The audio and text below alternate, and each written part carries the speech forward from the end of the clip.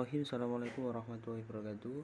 Kami dari kelompok 6 bab tentang strategi bisnis yang beranggotakan yang pertama Muhammad Aldi Dwi Ananda, yang kedua Bani Ahmad Mutnakin, dan yang ketiga saya sendiri Muhammad Rifki Zarkasi. Mengevaluasi dan memilih strategi bisnis, mencari keunggulan kompetitif yang berkesinambungan.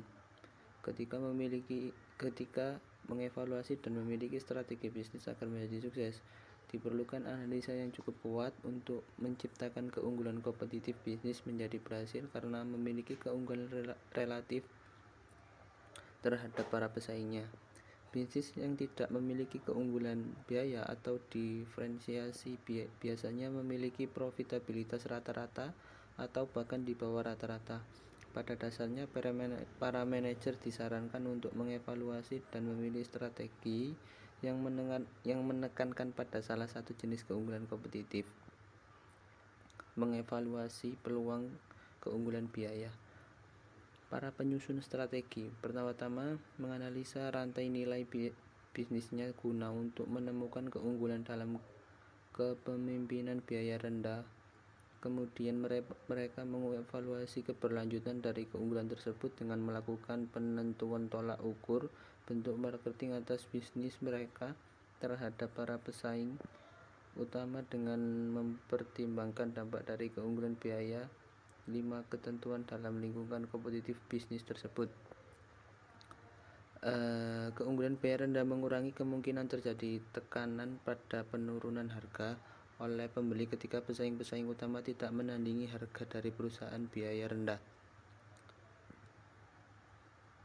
Keunggulan biaya rendah mungkin perusahaan-perusahaan yang memilikinya untuk mengatasi ancaman-ancaman ini, karena keunggulan tersebut membuat perusahaan-perusahaan itu tetap kompetitif bahkan terhadap produk-produk subsidi yang diinginkan. Mengevaluasi kecepatan sebagai keunggulan kompetitif. Kecepatan tentunya merupakan bentuk diferensiasi terhadap lebih dari sekedar itu. Kecepatan melibatkan ketersediaan respon cepat bagi pelanggan melalui penyedia produk saat ini lebih cepat. Para manajer dan perusahaan yang berhasil di masa depan akan mendasarkan strateginya pada penciptaan keunggulan kompetitif berbasis kecepatan. Kecepatan benar-benar merupakan kekuatan pendorong yang dicari setiap orang. Semakin cepat produk yang dihasilkan, semakin cepat siklus produk sampai ke pasar. Ada beberapa hal yang lebih mudah dilakukan ketika perusahaan menerapkan kecepatan kompetitif. Keunggulan kompetitif berbasis kecepatan. Ada beberapa hal yang mudah dilakukan perusahaan. Yang pertama, tanggapan pelanggan. Yang kedua, siklus pelanggan. Yang ketiga, perbaikan produk atau jasa. Yang keempat, kecepatan dan pengiriman atau distribusi. Yang kelima, berbagai informasi dan teknologi. Mengevaluasi peluang suatu bisnis dalam memberikan respon segera atau kecepatan. Ada keahlian sumber daya yang mendorong kecepatan.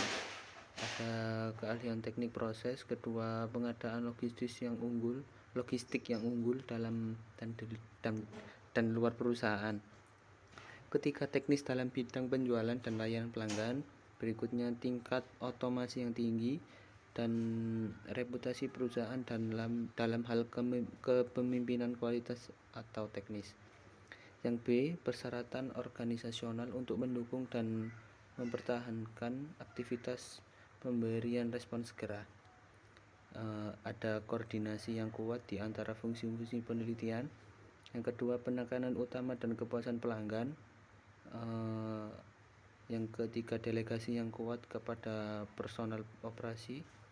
Yang terakhir, tradisi kedekatan dengan pelanggan utama. Assalamualaikum warahmatullahi wabarakatuh. Saya Bani Ahmad Mutnakin, nomor NIM 19030139. Di sini saya akan melanjutkan presentasi dari teman saya. Mengevaluasi fokus pasar sebagai suatu cara untuk mendapatkan keunggulan yang kompetitif. Fokus pasar memungkinkan beberapa bisnis untuk bersaing berdasarkan pada biaya rendah, diferensiasi, dan respon segera terhadap bisnis-bisnis yang lebih besar dengan sumber daya yang lebih banyak. Fokus pasar memungkinkan suatu bisnis untuk mempelajari cara pelanggan dan kebutuhan mereka. Pertimbangan-pertimbangan khusus yang ingin mereka akomodasi dan membangun hubungan pribadi dengan cara membuat perusahaan yang lebih kecil atau berbeda atau yang membuatnya lebih bernilai bagi target pelanggan. Biaya rendah juga dapat dicapai sehingga memenuhi kebutuhan ceruk pasar dalam operasi pembeli yang tidak dilirik oleh pesaing besar yang tidak dapat dijangkau oleh mereka dengan biaya yang sama efektifnya. Selanjutnya ada tahap evaluasi industri dan pilihan strategi bisnis. Dalam evaluasi industri sebagai sesuatu cara untuk mengisolasikan keunggulan kompetitif inti dan membentuk pilihan strategi di sekitar. Mereka membutuhkan yang namanya tahapan dari evaluasi tersebut. Misalnya, yang pertama ada keunggulan kompetitif dan pilihan strategi dalam industri baru. Yang kedua ada keunggulan kompetitif dan pilihan strategi dalam industri berkembang. Yang ketiga ada keunggulan kompetitif dan pilihan strategis dalam lingkungan industri yang dewasa. Dan yang terakhir ada keunggulan kompetitif dan pilihan strategi pada industri yang mengalami penurunan.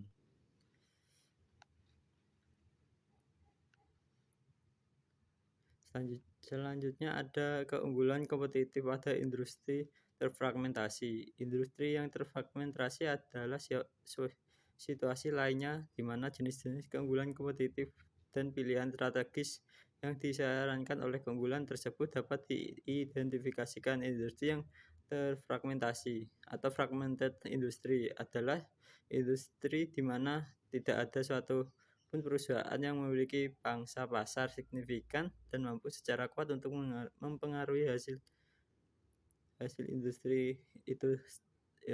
industri tersebut. Meningkatnya nilai tambah produk atau jasa dari beberapa industri yang terfragmentasi sulit untuk diferensiasikan. Dalam hal ini, strategi yang efektif mungkin adalah menambah nilai dengan cara menyediakan lebih banyak layanan yang menyertai penjualan atau terlibat dalam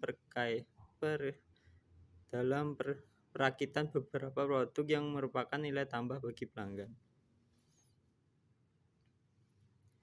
Selanjutnya ada spesialisasi strategis fokus yang secara kreatif membagi pasar menjadi segmen-segmen yang kemungkinan perusahaan untuk mengenai fragmentasi. Spesialisasi dapat dicapai dengan cara yang pertama, jenis produk. Perusahaan membangun keahlian yang berfokus pada rentang jenis produk atau jasa. Assalamualaikum warahmatullahi wabarakatuh.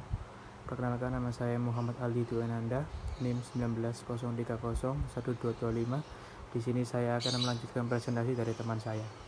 Yang kedua, yaitu model kelompok strategi utama. Ketika faktor-faktor ini dipertimbangkan secara simulan, suatu bisnis secara garis besar dapat dikategorikan ke dalam salah satu dari keempat kuadran. Yang pertama yaitu posisi kompetitif yang kuat dalam pasar yang tumbuh dengan pesat, posisi yang lemah dalam pasar yang tumbuh dengan pesat. Yang ketiga, posisi yang lemah dalam pasar yang tumbuh dengan lambat. Yang keempat yaitu atau posisi yang kuat dalam pasar yang tumbuh dengan lambat. Perusahaan-perusahaan di dalam kuadran 1 berada pada posisi strategis yang sangat baik. Satu strategis utama yang jelas bagi perusahaan semacam itu adalah melanjutkan konsentrasi pada bisnis saat ini. Perusahaan-perusahaan di dalam kuadran 2 harus secara serius mengevaluasi pendekatannya saat ini terhadap pasar. Keuntungan dari strategi utama saat ini, perusahaan itu harus menentukan: 1. Mengapa strategi tersebut tidak berhasil, dan 2. Apakah perusahaan itu mampu bersaing secara efektif. Selanjutnya, manajer strategi yang memiliki bisnis di dalam kuadran 3 dan memperkirakan bahwa pertumbuhan pasar yang lambat serta posisi kompetitif yang relatif lemah akan terus berlanjut. Biasanya akan mencoba mengurangi komitmen sumber daya terhadap bisnis tersebut. Penarikan minimum dicapai melalui penghematan. Strategi ini memiliki manfaat samping, yaitu membuat sumber daya tersedia untuk investasi yang lain dan memotivasi karyawan untuk efisiensi operasi mereka. Bisnis-bisnis di dalam kuadran 4 atau posisi kompetitif yang kuat dalam pasar yang tumbuh dengan lambat memiliki pasar kekuatan yang dapat digunakan untuk melakukan diversifikasi yang tinggi dan kebutuhan pertumbuhan internal yang terbatas. Peluang untuk membangun nilai sebagai dasar untuk memilih diversifikasi atau integrasi. Matriks pemilihan strategi utama dan model kelompok strategi utama adalah alat yang berguna untuk membantu manajer perusahaan dengan produk dominan dalam mengevaluasi dan mempersempit pilihan mereka di antara alternatif strategi utama. Ketika mempertimbangkan strategi utama yang akan memperluas lingkup dari aktivitas bisnis perusahaan mereka melalui strategi integrasi, diversifikasi atau ventura bersama, manajer harus memeriksa apakah terdapat peluang untuk membangun nilai melalui strategi integrasi, diversifikasi atau venture bersama biasanya ditemukan dalam aktivitas yang berkaitan dengan pasar, operasi, dan aktivitas manajemen.